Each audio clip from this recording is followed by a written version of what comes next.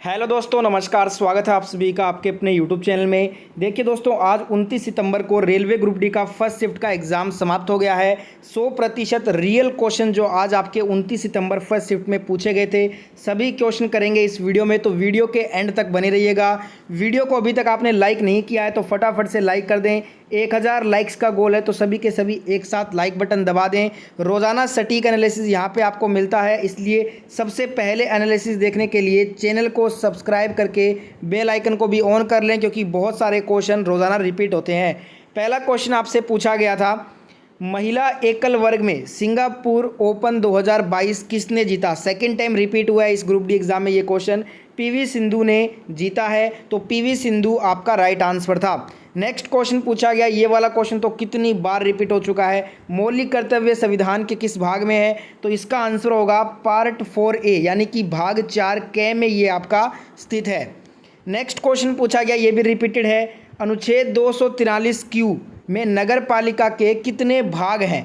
देखिए आज वाले फर्स्ट शिफ्ट में भी 5 से 8 क्वेश्चन हूबहू पिछली शिफ्टों में रिपीट हुए हैं। अनुच्छेद 243Q में नगर पालिका के टोटल 3 भाग हैं, नगर panchayat, municipal corporation, municipal council, ये 3 भाग हैं अनुच्छेद 243Q में नगर पालिका के। यही आपसे पूछा गया था। नेक्स्ट क्वेश्चन आया, संतोष ट्रॉफी 2021-22 कहाँ पे आयोजित की गई है, तो ये केरला में आयोजित हुई है। और एक स्टूडेंट बोल रहा था कि ये पूछा गया कि संतोष ट्रॉफी 2022 किसने जीता। अगर ये पूछा है तब भी इसका आंसर केरला ही होगा, यानी कि अगर ये पूछा है कि कहाँ आयोजित हुई है तब भी केरला आंसर करना था। अगर ये पूछा था कि किसने जीता तब भी केरला आंसर ही होगा। केरला ने पश्चिम बंगाल को हरा के अपना 7वां संतोष ट्रॉफी जीता। फुटबॉल से रिलेटेड ये एक ट्रॉफी है। अगला क्वेश्चन आया, विलियम जोन्स ने एशियाटिक सोसाइटी की स्थापना कब की थी। वेरी इजी क्वेश्चन, सब ने सही किया होगा। 1784 में विलियम जोन्स ने एशियाटिक सोसाइटी की स्थापना की थी। नेक्स्ट क्वेश्चन पूछा गया, तवा बांध कब बनाया गया था। इस बांध को बनाने में 20 साल लग गए थे, क्योंकि 1958 में इसके निर्माण का कार्य शुरू हुआ था और इसका निर्माण का कार्य पूर्ण हुआ था 1978 में। यही आपसे आज पूछा गया था। नेक्स्ट क्वेश्चन पूछा गया डबल डिस्प्लेसमेंट से कि AgNO3 प्लस NaCl क्या बन रहा है। AgCl plus NaNO3 is which type of reaction. ये पूछा था कि कौन सी रिएक्शन है, तो यहाँ पे देख सकते हैं आप डबल डिस्प्लेस हो रहा है, इसलिए ये आपकी एक द्विविस्थापन डबल डिस्प्लेसमेंट रिएक्शन होगा। वेरी इजी क्वेश्चन, बार बार रिपीट हो रहा है। ये वाला क्वेश्चन भी रिपीट हुआ। तीसरी पंचवर्षीय योजना के दौरान प्रधानमंत्री कौन थे। Who was prime minister during third 5 year plan, तो इस समय प्रधानमंत्री थे जवाहरलाल नेहरू। पहली और द्वितीय और तृतीय तीनों पंचवर्षीय योजना के समय प्रधानमंत्री जवाहरलाल नेहरू ही थे, ध्यान रखिएगा। नेक्स्ट आपसे क्वेश्चन पूछा गया था, यदि तत्व 17 समूह है और चौथे आवर्त में मौजूद है तो कितने कोष पूरी तरह से भर जाएंगे। देखिए, if element present in 17 group and 4th period then how many cells will be completely filled. बहुत आसान क्वेश्चन था, इसमें आपका आंसर होगा ऑप्शन में 3 दिया होगा आपको। इसमें टोटल 3 कोष पूरी तरह से भर जाएंगे। 2n², ये वाला फॉर्मूला से आपको इसको करना था। एक क्वेश्चन पूछा गया, सुभाष चंद्र बोस आपदा प्रबंधन पुरस्कार 2022 में किसे मिला है। तो इसमें थोड़ा सा कंफ्यूज हो सकते हो आप, क्योंकि दो कैटेगरी में दिया गया है। जो संस्थान कैटेगरी है ना, इंस्टीट्यूट कैटेगरी, इसमें तो गुजरात आपदा प्रबंधन संस्थान को दिया गया है, और अगर व्यक्तिगत श्रेणी में पूछा है तो प्रोफेसर विनोद शर्मा को दिया गया है। आप कमेंट करके बताइए दोस्तों, जिनका फर्स्ट शिफ्ट में पेपर हुआ है, कि आपसे संस्थान श्रेणी में पूछा था या व्यक्तिगत श्रेणी में। दोनों आपको बता दिया है, जो भी आया था आपको क्लिक करना था। एक क्वेश्चन फिर से रिपीट हुआ, मौलाना अब्दुल कलाम आज़ाद उर्दू विश्वविद्यालय कहाँ पे है। मौलाना कलाम आज़ाद उर्दू विश्वविद्यालय हैदराबाद तेलंगाना में स्थित है। या तो हैदराबाद ऑप्शन में दिया होगा या तेलंगाना ऑप्शन में दिया होगा। एक क्वेश्चन पूछा गया, ये भी रिपीटेड था। लगभग 8 से 10 क्वेश्चन रिपीट हुए हैं हूबहू। घरों में AC करंट की आवृत्ति पूछी थी, 50 हर्ट्ज हो जाएगा। वोल्टेज अगर पूछे तो 220 वोल्टेज या 230 वोल्टेज, ठीक है। तो यहाँ पे आज आपसे सिर्फ आवृत्ति पूछा था तो 50 हर्ट्ज होगा। एक क्वेश्चन आया था, तत्व A और B आपस में अभिक्रिया करके AB बनाते हैं, तो यह किस प्रकार की रिएक्शन है। बार बार रिपीट हो रहा है, संयोजन रिएक्शन इसे बोलेंगे। संयोजन अभिक्रिया। देखिए व्हाट इज कॉम्बिनेशन रिएक्शन, आपसे बेसिकली संयोजन जो अभिक्रिया है उसका परिभाषा पूछा था। Two or more elements or compounds combine to form a single compound, उसे हम क्या बोलेंगे, कॉम्बिनेशन रिएक्शन। संयोजन अभिक्रिया की डेफिनेशन पूछी गई थी, इससे आसान क्वेश्चन नहीं हो सकता।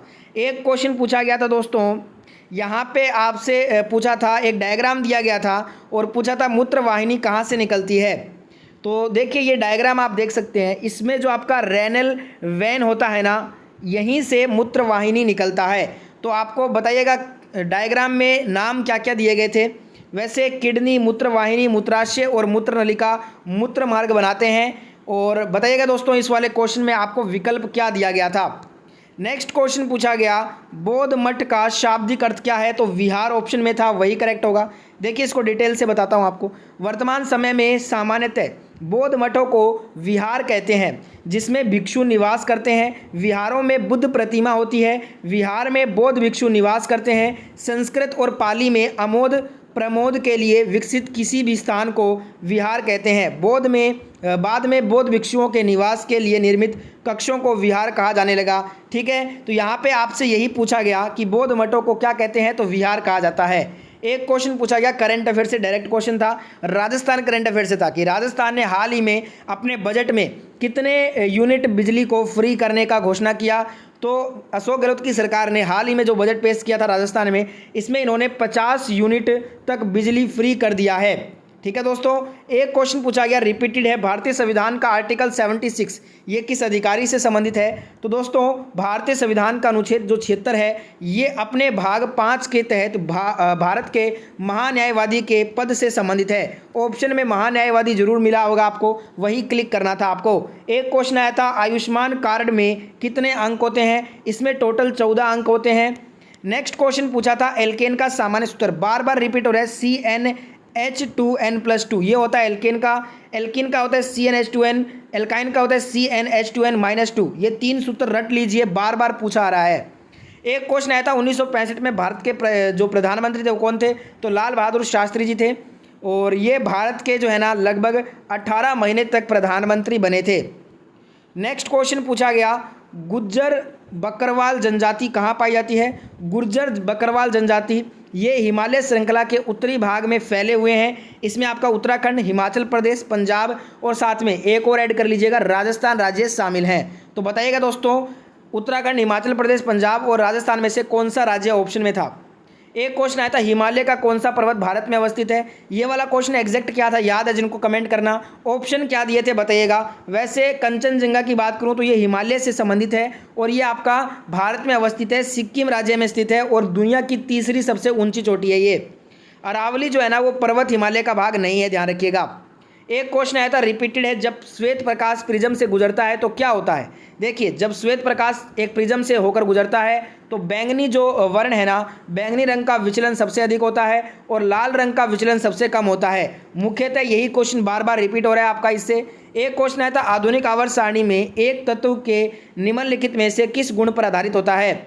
आधुनिक जो आवर्त सारणी है ये आपका परमाणु क्रमांक देखिए आधुनिक आवर्त सारणी में तत्वों की व्यवस्था क्षैतिज पंक्तियों में उनकी बढ़ती परमाणु क्रमांक पर आधारित है। तो परमाणु क्रमांक के बढ़ते क्रम में इसे रखा गया है। आधुनिक आवर्त सारणी का उपयोग तत्वों के गुणों की भविष्यवाणी करने के लिए किया जाता है। और यहाँ पे एक चीज़ और बता दूँ आपको, आधुनिक आवर्त सारणी में तत्वों को 7 अवधियों और 18 समूह में व्यवस्थित किया गया है। नेक्स्ट क्वेश्चन आया था गर्भवती महिला को आखिरी महीने में क्या आहार लेना चाहिए।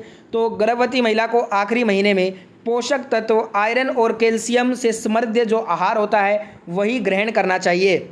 नेक्स्ट क्वेश्चन आया था इनमें से कौन सा शास्त्रीय नृत्य है। तो ये तो विकल्प जब पता होंगे तभी आंसर कर पाऊंगा। वैसे भारत के 8 शास्त्रीय नृत्य हैं, भरतनाट्यम, कथक, कथकली, कुचिपुड़ी, मोहिनीअट्टम, ओडिसी, सत्रिया, मणिपुरी। इनमें से ही आपको एक ऑप्शन में दिया होगा। एक क्वेश्चन आया था 5, 3 ओम तथा 2 ओम के 3 प्रतिरोध श्रेणी क्रम में जुड़े हैं, धारा 2 एम्पीयर वोल्ट निकाला था। पहले इन तीनों को जोड़ दीजिए, उसके बाद V = I × R से निकाल लोगे। एक आया था 4 ओम के 2 प्रतिरोध समांतर में है, 220 वोल्ट की बैटरी से जुड़े हैं, परिपथ में धारा क्या होगा। पहले दोस्तों समांतर क्रम में 4 ओम को आप जोड़ दीजिए 2 बार और उसके बाद I = V/R से कर सकते हो। ईजी क्वेश्चन आ रहे हैं। डोबेरिनर के त्रिक नियम में कितने तत्वों में परिभाषित किया गया था इसे? 3 तत्वों में परिभाषित किया गया था। CRR क्या होता है? कैश रिजर्व रेशियो इसका फुल फॉर्म है। CRR बैंकिंग प्रणाली में लिक्विडिटी की मात्रा को नियंत्रित करने के लिए RBI द्वारा इस्तेमाल किया जाने वाला एक उपयोगी साधन है। बार बार CRR से चौथी बार क्वेश्चन रिपीट हुआ है। आर्टिकल 360 एज रिलेटेड है, ये किससे है? ये कॉन्स्टिट्यूशनल अमेंडमेंट संवैधानिक संशोधन से संबंधित है। रिपीट हुआ है क्वेश्चन। एक आया था NaCl plus H2O plus NH3 plus CO2, क्या प्रोडक्ट बनेगा इस रिएक्शन में? NaCl plus H2O plus NH3 plus CO2 में जो हमारा प्रोडक्ट बनेगा वो NH4Cl प्लस NaHCO3 बनेगा। NaHCO3 को क्या बोलते हैं कमेंट में बताइएगा, बार बार पूछा आ रहा है ये क्वेश्चन। एक आया था which is more ionic of the following, निम्नलिखित में से कौन अधिक आयनिक है? तो यहाँ पे 3 ही विकल्प मिले हैं मेरे को, इसके अकॉर्डिंग आंसर करूंगा तो NaCl हो जाएगा। चौथा विकल्प बताइएगा क्या था। वीडियो अच्छा लगा है तो लाइक शेयर सब्सक्राइब करें, और साथ में कुछ क्वेश्चन छूट गए हैं तो उन्हें ऑल शिफ्ट में कवर कर लूंगा, टेंशन मत लीजिएगा। अब अपने मिलेंगे सेकंड शिफ्ट के साथ।